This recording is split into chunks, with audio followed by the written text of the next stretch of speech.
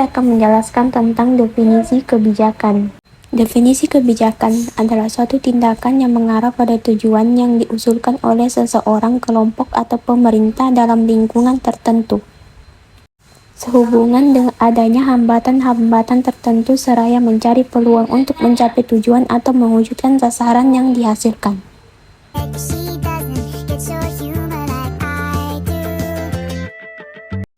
Ciri-ciri kebijakan publik. Yang pertama yaitu kebijakan publik lebih ke tindakan sengaja dilakukan dan mengarah pada tujuan tertentu.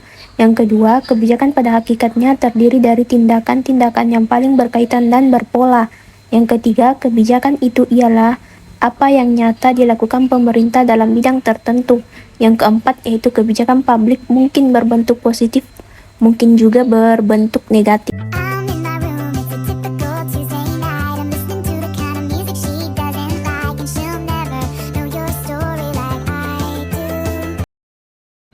Dimensi kebijakan publik. Yang pertama yaitu kebijakan publik sebagai tujuan, pada akhirnya menyangkut pencapaian publik. Yang kedua, kebijakan publik sebagai tindakan yang legal. Pilihan tindakan dalam kebijakan bersifat legal atau otoritatif karena dibuat oleh lembaga yang memiliki wewenang dalam pemerintah. Yang ketiga, kebijakan publik sebagai hipotesis. Kebijakan dibuat berdasarkan teori mengenai sebab akibat. Kebijakan selalu bersandar pada asumsi mengenai perilaku.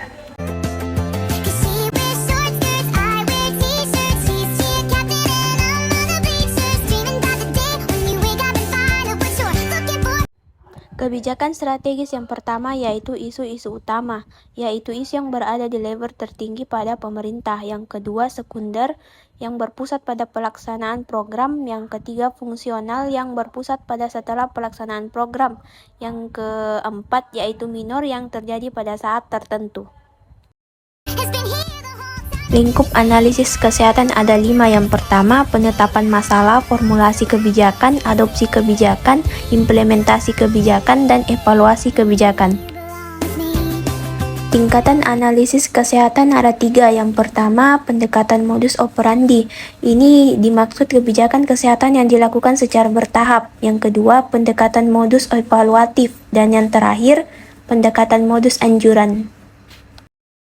Bentuk analisis kebijakan kesehatan yang pertama yaitu analisis kebijakan prospektif yang dilakukan orang untuk memindahkan informasi dan data sebelum kebijakan terjadi.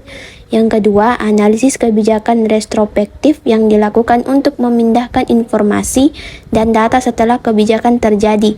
Yang ketiga, analisis kebijakan terpadu.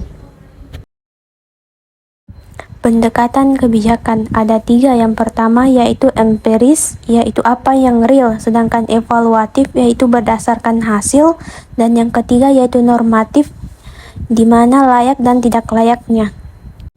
Itulah penjelasan dari saya, kurang dan lebihnya mohon dimaafkan. Wabillahi taufiq wal hidayah. Wassalamualaikum warahmatullahi wabarakatuh.